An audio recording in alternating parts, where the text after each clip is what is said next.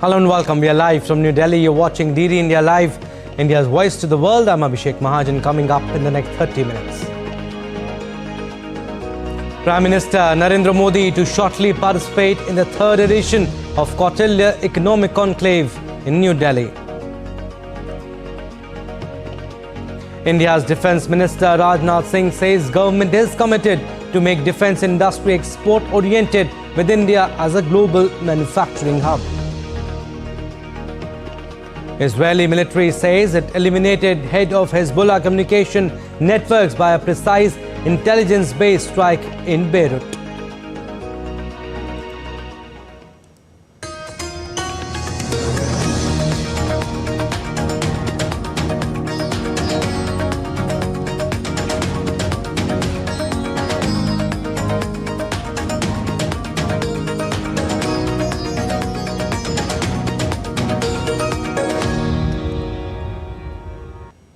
Prime Minister Narendra Modi will address the gathering at third edition of Kautilya Economic Conclave shortly in New Delhi.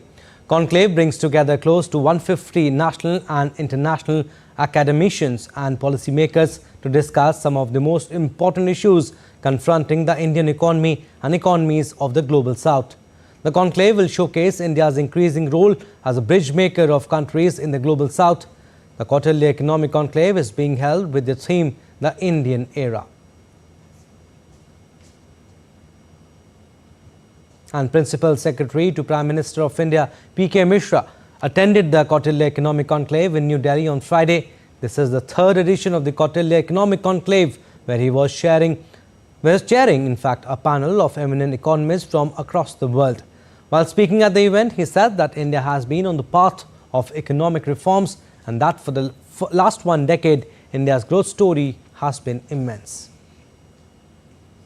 This year's conclave is in the backdrop of a more widespread geopolitical tensions.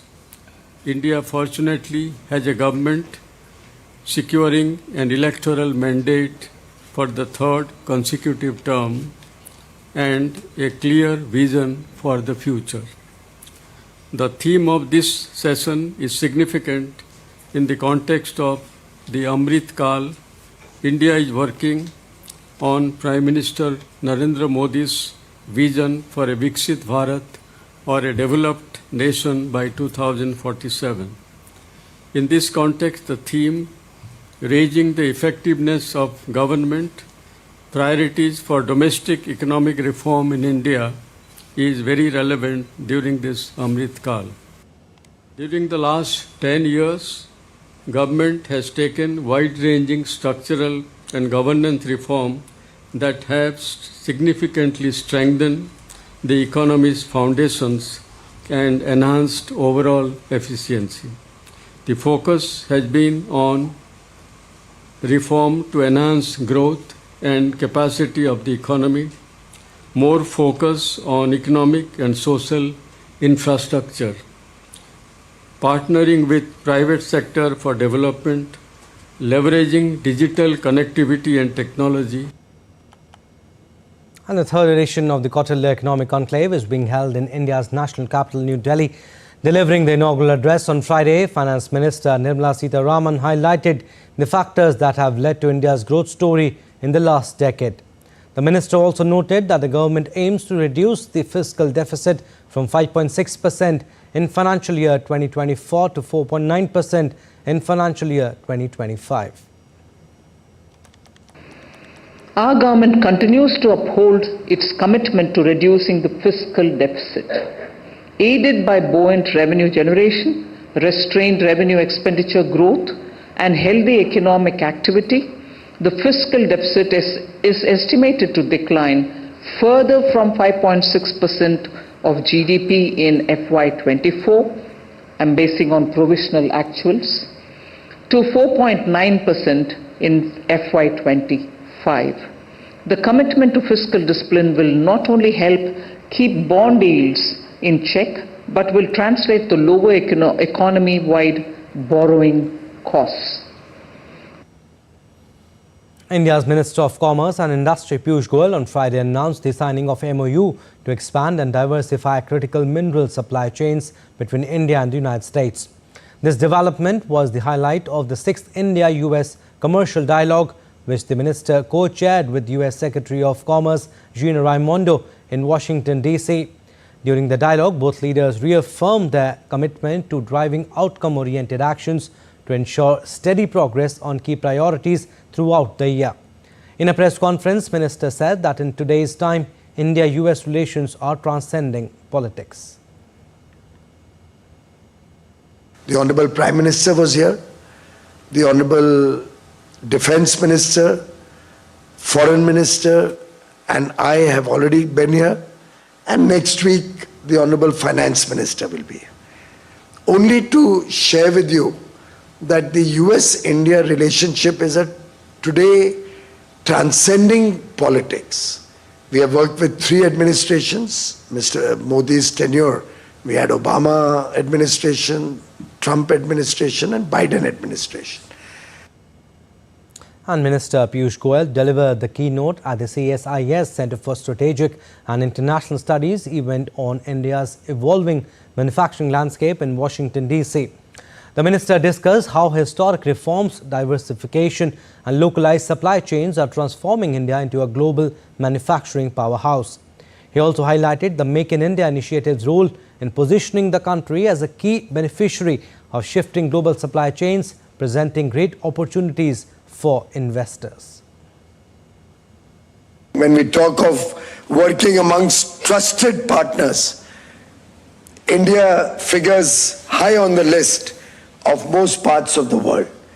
And therefore, I believe that our effort to maintain the manufacturing ecosystem in India, even despite all the challenges we inherited in 2014 and the COVID crisis of 2.5 years, the 2 wars that continue to subsist, threatening to escalate, with the Red Sea crisis having affected our international trade, with all of these challenges, the fact that Indian economy grew by 90% when the world economy grew by about 35% in the last 10 years. And we have maintained our manufacturing share at 17% despite all these challenges inherited and faced in the last 10 years. Gives us the courage of conviction and confidence to believe that we can aspire to take Indian manufacturing to about 25%. India's External Affairs Minister Dr. S. Jaishankar is in Sri Lanka on a day-long visit. During his visit, Dr. Jaishankar met with country's newly elected leadership and congratulated them for their new responsibilities. Dr. Jaishankar called on President Anura Kumara Dissanayake. The External Affairs Minister conveyed warm greetings of India's President Draupadi Murmu and PM Narendra Modi. Both leaders discussed ways to deepen ongoing cooperation and strengthen India-Sri Lanka ties for the benefit of people of 2 countries and the region. The Indian minister also met Sri Lanka's Prime Minister Dr. Harini Amarasurya. He discussed digital public infrastructure, training and capacity building with the Prime Minister. Further, both agreed to work together to advance India-Sri Lanka partnership. Earlier, Dr. Jaishankar also held wide-ranging talks and reviewed various dimensions of India-Sri Lanka partnership with his counterpart Vijita Herath.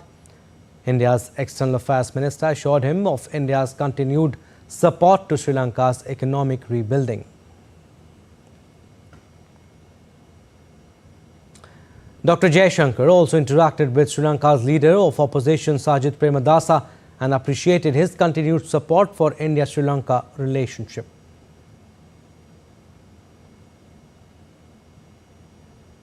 Dr. Jaishankar also met former President of Sri Lanka, Ranil Wickremesinghe, and thanked him for his efforts in advancing ties between 2 countries in the last 2 years. The minister assured him that India will continue to commit to Sri Lanka's economic recovery and development. Now, India's defence sector has seen remarkable growth, with domestic production reaching a record rupees 1.27 lakh crore in 2023-24. This marks a 16.7% increase over the previous year and a staggering 60% growth compared to 2019-20. The synergy between public and private sectors has been a cornerstone of this success. SIDM Annual Session 2024 and Champions Award saw 85 nominations across 12 categories. Dairy India's Anil Thomas has the details. India's defense sector is on a roll, with domestic production reaching a record of 1.27 lakh crore for the year 2023-24. A significant 60% of this growth is attributed to the private sector, highlighting the maturing defense industrial base of India. Defense Minister Rajnath Singh, speaking at the opening session of the SIDM Annual Session 2024, stressed the importance of SIDM as a platform to determine the future direction of India's defense manufacturing. ये मंच वास्तव में भारत के defence manufacturing के future की दिशा तय करने का एक बहुत ही इम्पॉर्टेंट मंच बन गया है। ऐसा मैंने पिछले 4-5 बार में जब भी यहाँ आया हूँ देखा है।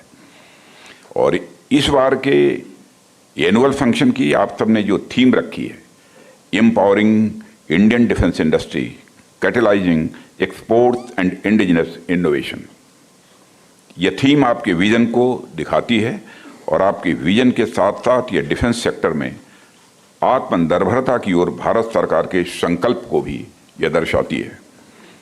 The defense industry can only be empowered for the future if it understands the nature of future threats and the way they are going to manifest actually. The defense industry can only be empowered for the future if it understands the nature of future threats and how they're going to manifest actually, and how the Indian armed forces are actually visualizing it.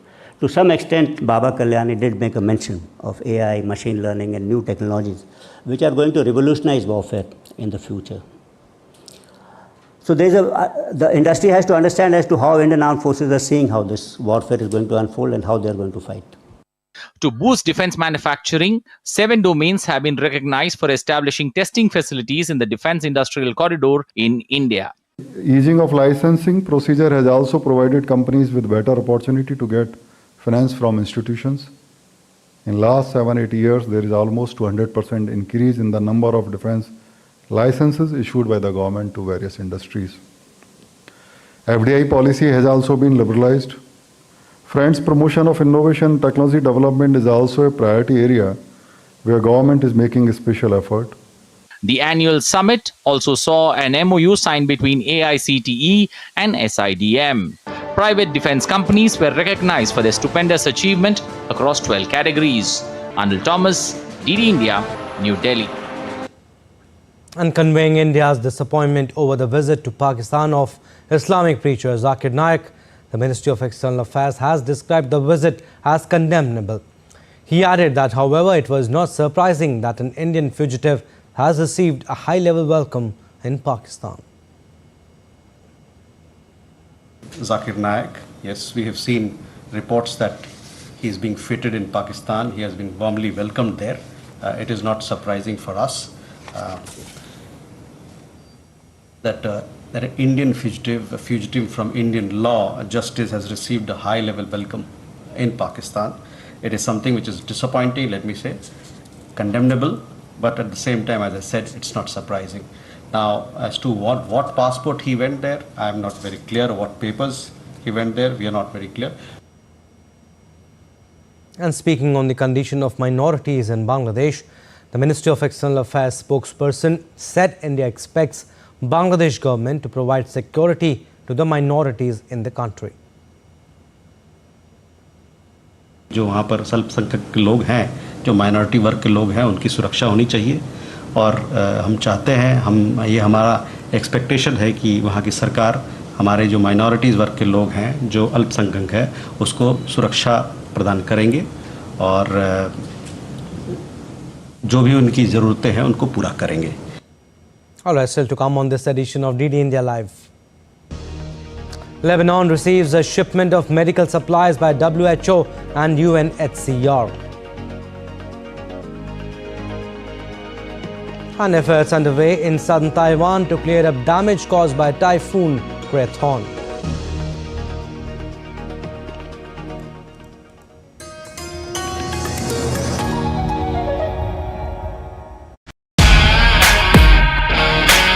This is a golden era of the Indian chess with both the men's and women's team winning gold at the Olympiad. What do you think is driving this incredible success for Indian chess on the global stage right now? Some level, it was always bound to happen. And India has come very close in some Olympiads, and then they unfortunately couldn't get the gold medal. But this year, I think, was the golden year, and we managed to get it. How you maintain your focus, your composure during the tournament? Just try to focus on one thing at a time. Helps me get into the groove, get into the mode. Focusing on the current moment really helps.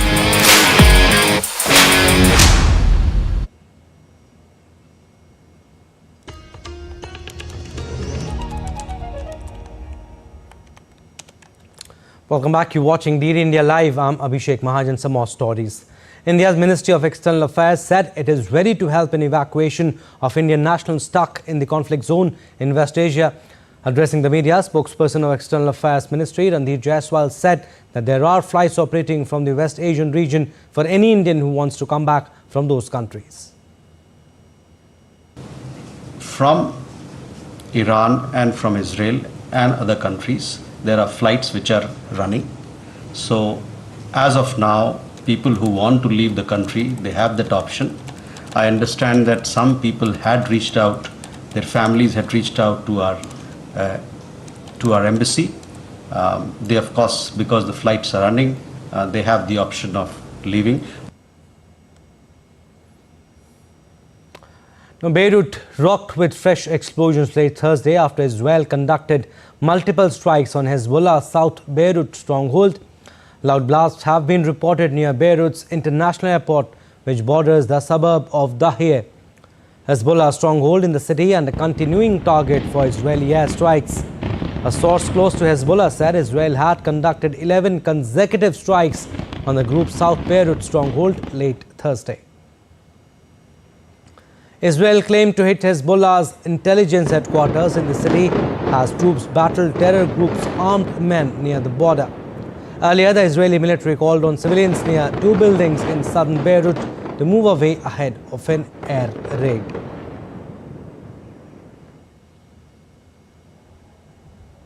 Explosions were heard amid wailing sirens as multiple rockets were intercepted by Israel's Iron Dome defense system over the northern city of Haifa on Friday. Lebanon's Iran-backed Hezbollah group said on Thursday it had targeted Israel's Sakhnin base for military industries in Haifa Bay with a salvo of rockets.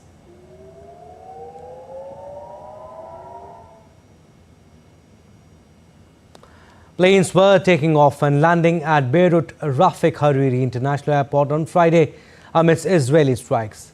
The airport is in southern Beirut, which is also where the southern suburb of Dahiyeh, a stronghold of the Hezbollah armed group, is located.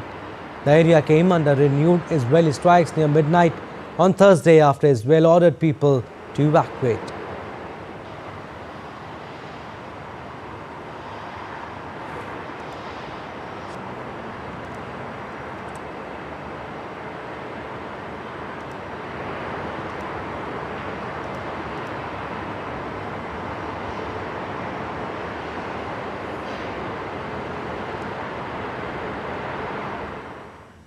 Iranian Foreign Minister Abbas Araghchi landed in Beirut on Friday and met with Lebanon's caretaker Prime Minister Najib Mikati just hours after airstrikes hit outside the airport perimeter overnight. On Tuesday, Iran launched a barrage of missiles against Israel in what it said was retaliation for Israeli strikes that killed Hezbollah leader Hassan Nasrallah in Beirut last Friday and the assassination of Hamas chief Ismail Haniyeh in Tehran in July.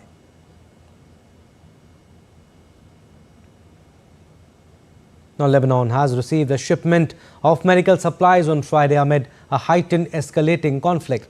The aid provided by the World Health Organization and the United Nations High Commissioner for Refugees came a day after WHO Director General Tedros Adhanom said they would not be able to deliver the shipment due to flight restrictions.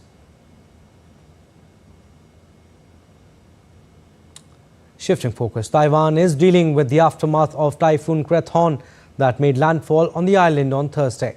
The streets were covered with fallen branches of trees and broken glass windows damaged in the typhoon. Residents gathered to clear up the trail of destruction in southern Taiwan. Offices and financial markets opened on Friday after days of closure in the southern part, while Kaohsiung and neighbouring Pingtung remained shut for fourth consecutive day. And Brussels will stick to plans to impose hefty tariffs on China-made electric vehicles, the EU executive said on Friday, even after the bloc's leading economy, Germany, rejected them. The proposed duties on Chinese-built EVs of up to 45% would cost car makers billions of extra dollars to bring cars into the bloc and are set to be imposed from next month for 5 years. The Commission has said they would counter what it sees as unfair Chinese subsidies after a year-long anti-subsidy investigation, but it also said on Friday it would continue talks with Beijing.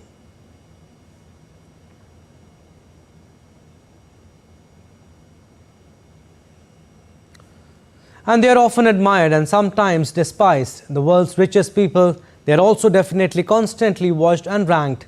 Just now, the list of Germany's richest people came out.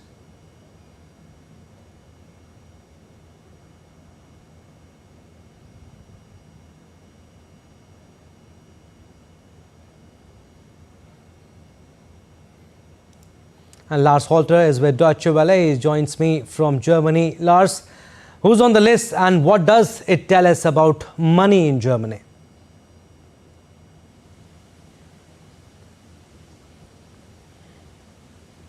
Thanks for having me. Well, it's really interesting. If I just read to you the names on the list, let's just say the top 10, there wouldn't be many you would even know. And that is because wealth, and especially extreme wealth, is not usually flaunted in Germany. It is in a great contrast to some other countries, let's say the United States, where Elon Musk, Jeff Bezos, but also Bill Gates and Warren Buffett are household names. They're constantly in the spotlight. In Germany, most of the wealthiest people try their best to avoid the spotlight. Let's just take number 1 of that list, a gentleman by the name of Dieter Schwarz. He is the founder and still boss of retail giant Lidl, one of Germany's huge discounters. His wealth stands at 43 billion euros, and there's no photo available of him more recent than a few decades ago. Lars, also one question that comes to the mind is, where does the money come from that makes Germany's financial elite so rich? Actually, it's inherited money for a large part. As I went down the list, I did notice that among the very top 10, there's really only Mr. Schwarz, who I just mentioned, who has actually founded the company that made him so wealthy. A bit further down the list, ranked 11, 12 and 13, are Andreas von Bechtolsheim, Hasso Plattner and Dietmar Hopp, and they are the founders of software giant SAP. But most others, in fact, have inherited their wealth. They are there's the 2 children, actually grandchildren even, of an early BMW majority shareholder. There's the Merck family, whose ancestors founded the pharmaceutical company. There's many whose names don't ring a bell, but they're tied to companies that have often been around for more than a century. But Lars, why do we not hear more about these people, more often about these people? Why are many hardly known? Actually, it's inherited money for a large part. As I went down the list, I did notice that among the very top 10, there's really only Mr. Schwarz, who I just mentioned, who has actually founded the company that made him so wealthy. A bit further down the list, ranked 11, 12 and 13, are Andreas von Bechtolsheim, Hasso Plattner and Dietmar Hopp, and they are the founders of software giant SAP. But most others, in fact, have inherited their wealth. They are there's the 2 children, actually grandchildren even, of an early BMW majority shareholder. There's the Merck family, whose ancestors founded the pharmaceutical company. There's many whose names don't ring a bell, but they're tied to companies that have often been around for more than a century. All right, Lars, we'll leave it at that. Thank you for your inputs from Berlin. Sports now will start with cricket. India is all set to begin their T20 Women's Cricket World Cup campaign against New Zealand in their opening encounter at Dubai's International Cricket Stadium. India, who have got a tough challenge in front of them, would like to begin on a victorious note to avoid tournament pressure. Let's take a look at this report. Second day of Women's T20 Cricket World Cup will witness the highly anticipated match between India and New Zealand in action at Dubai's International Cricket Stadium. The women in blue will be hoping to get off to a strong start, who are placed in one of the toughest groups at this edition of Women's T20 Cricket World Cup. Though India and New Zealand both are yet to lift a T20 World Cup title trophy, both have endured similar and remarkable journeys in the history of the tournament. Well, India hold an underwhelming record against New Zealand in Women's T20I, winning only 4 of their 13 meetings. New Zealand have also won 4 of their last 5 clashes against India, including their last meeting in 2022.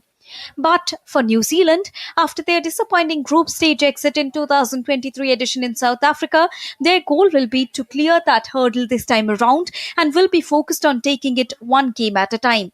New Zealand have opted for continuity, retaining a core of experienced players from 2023 edition in South Africa.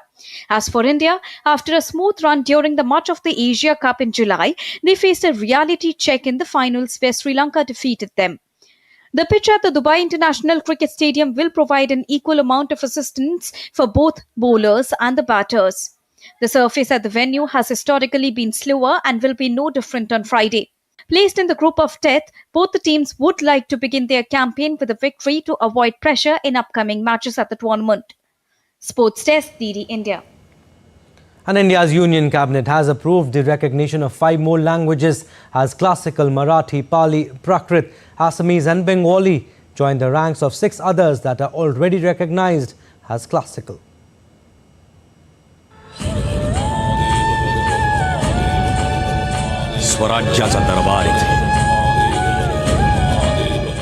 India is home to a rich linguistic heritage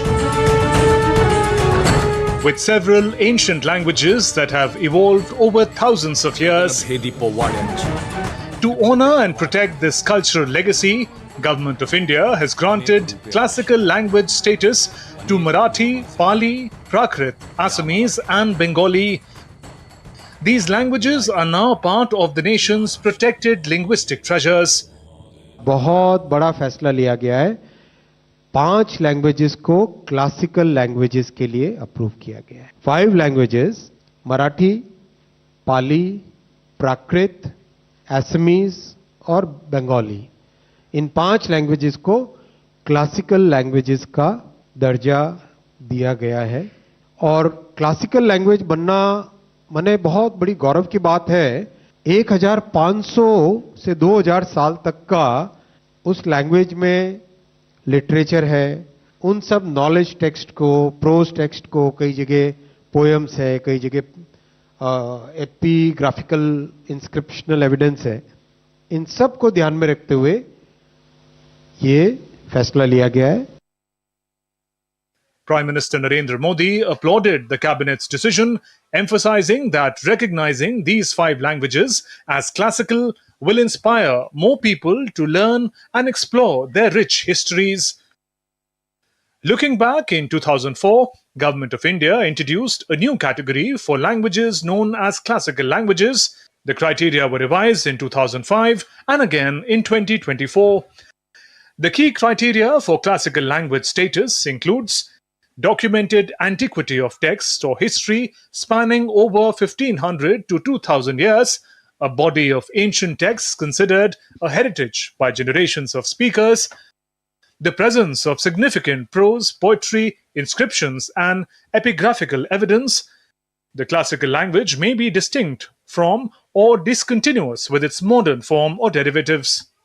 The Ministry of Education has taken significant steps to promote classical languages, including establishing 3 central universities dedicated to language promotion and introducing several national and international awards to honor achievements in the field.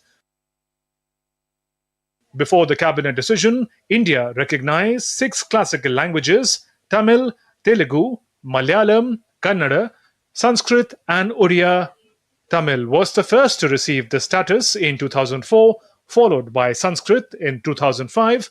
By extending classical status to 5 more languages, government aims to boost employment opportunities in academic and research sectors. The recognition is expected to foster a sense of pride and ownership among speakers of these languages, strengthening national unity and promoting India's vision of cultural self-reliance. Tripti Tripaঠি's report for DD India. Well, that's all for this edition of DD India Live. But do let us know your thoughts on the news of the day. For those on the go, you can get all the latest news and updates from India and across the world on DD India mobile app. The app is available on both Android and iOS. Scan the QR code on the screen to download now. And we'll be back with more news as it breaks here on DD India. I'm Abhishek from all of us here in Delhi. Thanks for watching DD India Live.